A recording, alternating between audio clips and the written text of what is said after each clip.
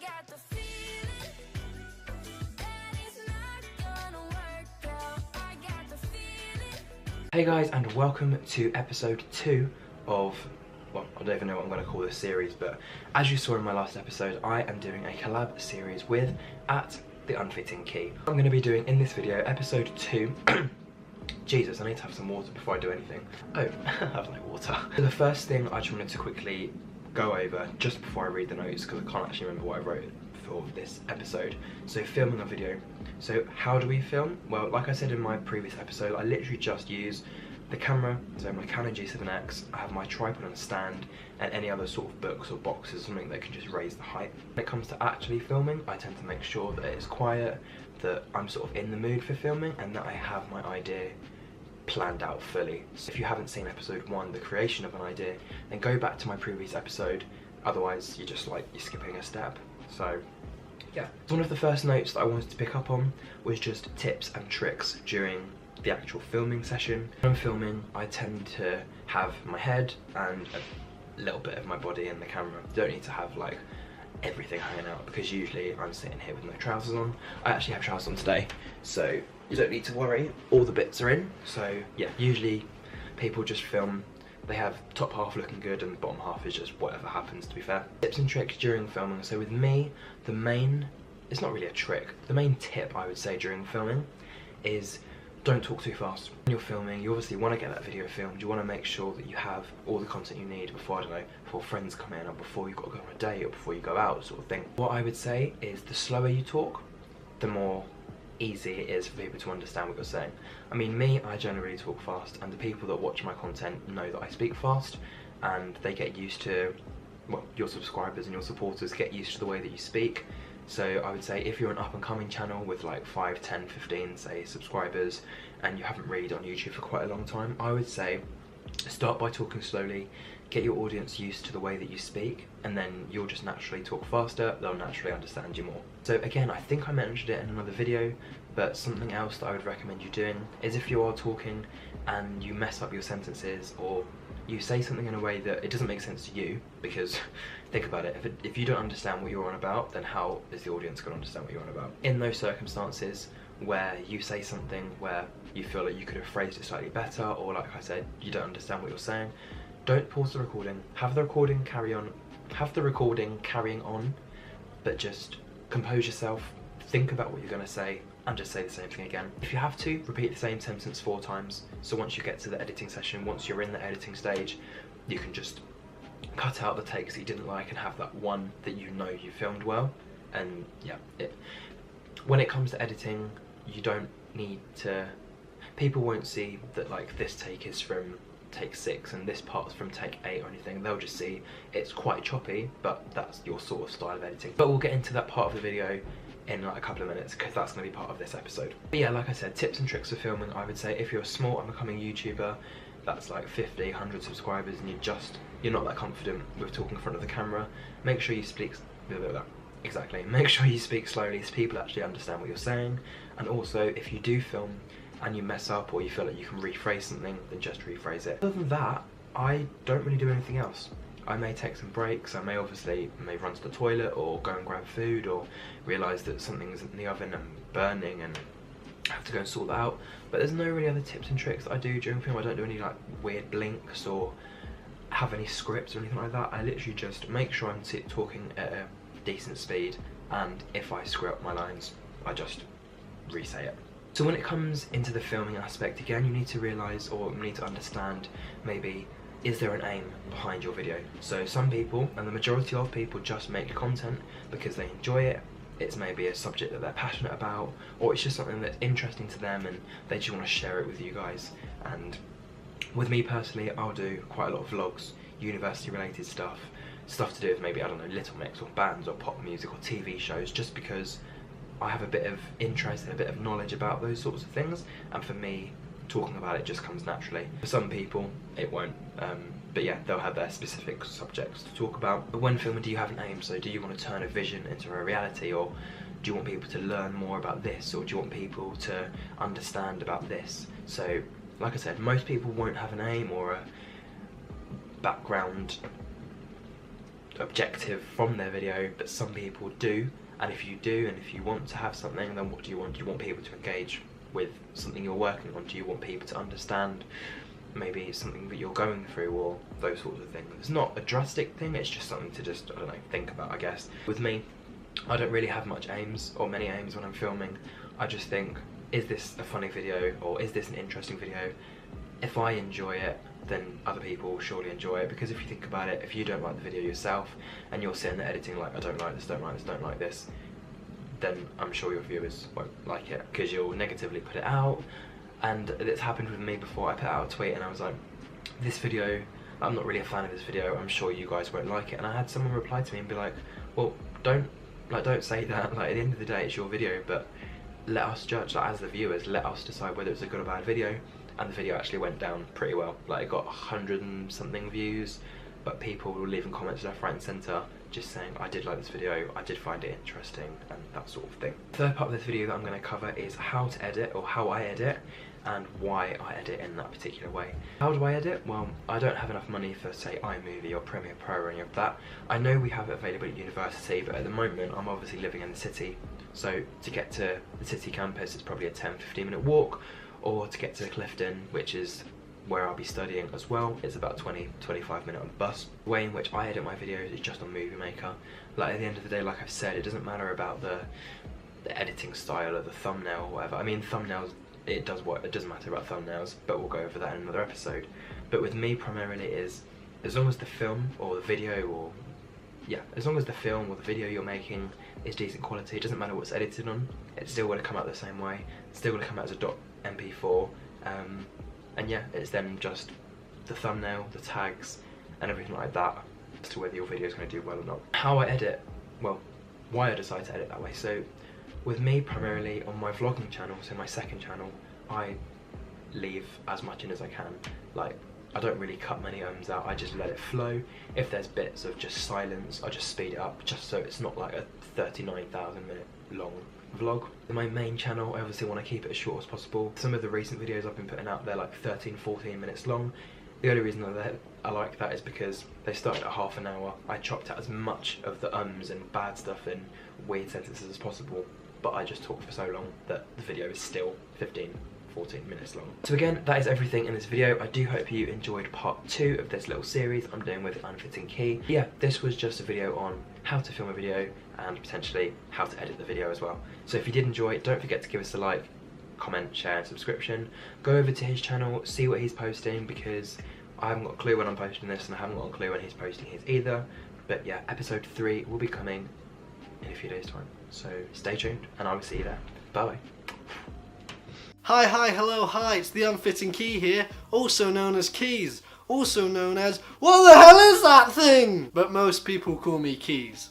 So this part focuses more on the filming of the actual video. I've got a few tips for you right off the bat. First thing is lighting. Now, I don't always follow my own tips because my lighting isn't always great. I mean, even now, for example, it looks alright, but the light's kind of in my face, I can't really see me on the viewfinder properly, but I could just be very blinded by the light behind the camera. I don't even know if you could see the shadow of it. The shadow of the tripod and camera that got set up there. I think lighting's an important way to be able to accentuate, does that make sense? Make yourself stand out. I hope I'm using the word correctly, hold on. Accentuate. Accentuate, I think. I don't know. I don't know how you say it.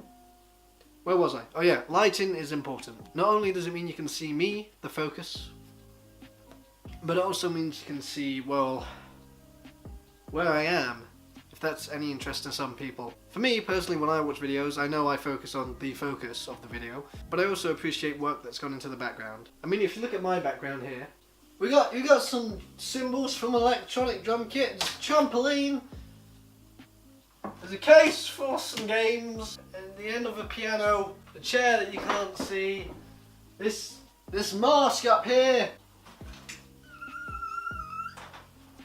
I can kind of get a bit of the TV on. You know what I mean? It just makes it a bit more interesting for the viewers. I guess that was kind of 2 tips in one. I hope you enjoyed my TED Talk. Are there any other tips and tricks? Oh yeah, don't forget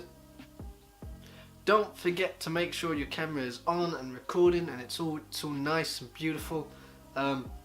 I feel like I'm rambling here. I'm not really sure what to say because I don't think so much about what I should be doing, but I just kind of do it. Which might explain why I have under 300 subscribers. Even though I'm so bloody funny. Oh, I have another tip. Know what your aim is. By that I don't mean you're looking down the sight of a rifle towards a pigeon, but more so what do you want to accomplish with the video you're recording. In a way this links to part 1 nicely, but it also links to previous points I've made. Even if it doesn't, I'm going to say it links just because I feel like it. And I've got to be more loose when I record for, you know, Brandon's videos, because he just speaks from the heart, and I feel like I got to just tear it out and, you know, throw it out there. Just as a side note, I think my hair and the style is linked to my personality because I got it cut today and now I feel all weird and bubbly. So yeah, what is your aim when you film? Like for me, my aim here is to just kind of be open with my process, my video making process that is, and just see where that takes me. Share with you how I view my videos and how I set them up, and any little tips and tricks along the way that I can tell you, teach you, maybe get some feedback on, because I want to improve. I constantly want to change, and I feel like this series will be really good for that. So thanks again, Brandon, for the collab offer. There's a spider on the wall. I let you live because you will kill flies. A further thing I wanted to mention is that when I was discussing this collab with Brandon, can't say words with R very well, can I? A further thing I'd like to mention is when I was discussing this collaboration with Brandon, that one sounded okay, I mentioned the phrase to make your vision a reality. So whenever I make a video, I normally have this like vision of how I want it to turn out, or this ideal scenario where everything pans out as planned and the video is absolutely perfect and nothing is wrong with it. Well, unfortunately there will always be something wrong with it. I think I even mispronounced the word wrong earlier, so that's wrong with that clip, but I'm going to leave it there because I do not have OCD over my videos. Let me give you an example. The vision for this series, not just this video, the 4 parts that are coming out, 4 or 5, I think 4, I'm going to stay with 4. If I'm wrong, then there'll be a part 5, but you know, you never know, could do a follow-up. There's loads of potential. What was I saying? Oh yeah, my vision for this series is, I think I mentioned it earlier actually, to improve. I'm learning how Brandon makes his videos and how he thinks about his whole process and, you know, sort of the ins and outs of his mind. Not on a deep psychological level, but more so a media level. And it's really interesting to see how another YouTuber thinks. I appreciate that greatly. But I also feel like he'll be able to watch my parts and see how I think and point stuff out that I'm not quite aware of or don't necessarily focus on. Hell, some of what I say might not even make any sense to me, but when someone else dissects it, they'll teach me something about myself. I feel like there's a lot of repetition. I speak and then I forget what I said the sentence before. It's either bad memory or I'm just tired. I went into Sainsbury's today and I was like looking around and everything was like all blurry and weird, but they also changed the layout of their store a little bit. Actually no, that was Wilkinson's. Wilco's. My life is one big ball of confused. Moving on to the editing side of things. Normally I will spend about 4 to 8 hours on average editing. That will mainly be on my channel that I do that sort of thing. This channel I'm spending a bit less time because I'm kind of trying to make it more flow, you know, more flowy, more flowing, more flowish, more flow flabberdude. And I don't want to just cut every 3 seconds, which I probably have been so far. So Keys, if you're at this point, stop that.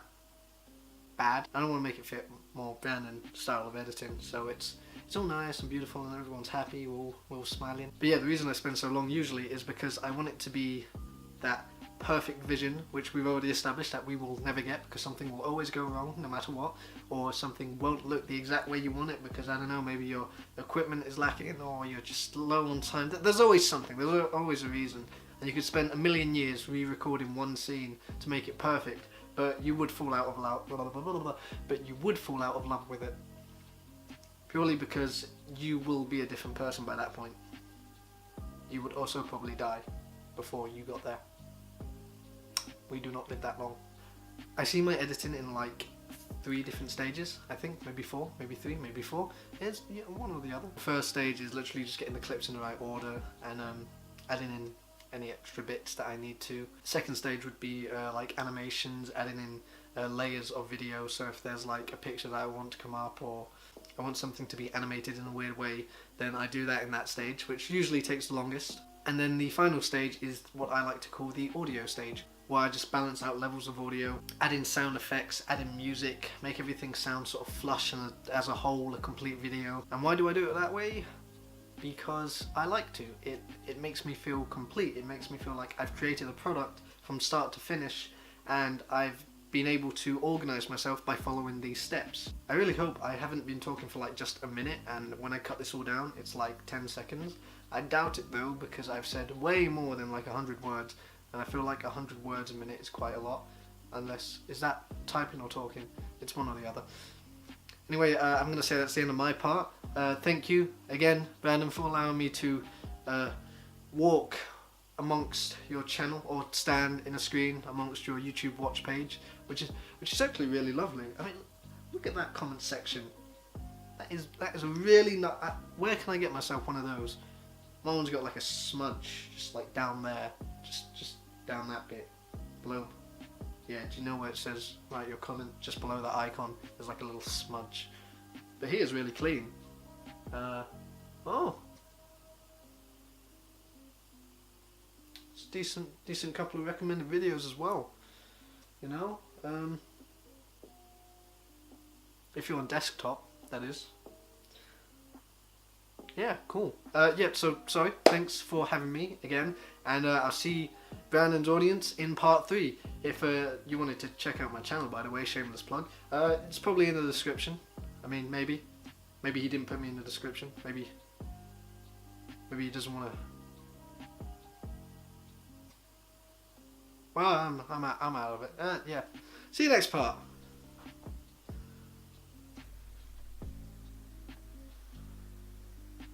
Bye.